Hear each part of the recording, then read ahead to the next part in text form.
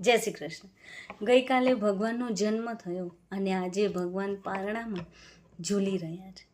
યશોદા મા સાથેનો આ વાત્સલ્ય ભાવ જોવા માટે પ્રભુએ ચોક્કસ આ પૃથ્વી ઉપર આ અવતારમાં જન્મ લીધો હશે. મા સાથે રૂઠવું, મનાવવું, હઠ કરવી, છુપાઈ જવું. મા મનાવવા આવે છે, દોરડે બાંધે છે. કરુણા, વાત્સલ્ય, પ્રેમ આ બધું જ નિહાળવા પ્રભુ ચોક્કસ આ અવતારમાં આવ્યા હશે એવું હું દ્રઢપણે માનું છું. બાળક બનવાની કેવી મજા એ પ્રભુ બહુ સારી રીતે સમજે છે. ભગવાને ક્યારેય પોતાની માને એવું નથી કીધું કે તમે જે પૂર્ણ પુરુષોત્તમ નારાયણની પૂજા કરો છો ને એ પોતે હું જ છું. એ હંમેશા પોતાની મા સાથે, પોતાના પરિવાર સાથે ખૂબ સરળતાથી, ખૂબ સાદગી સાથે રહ્યા છે.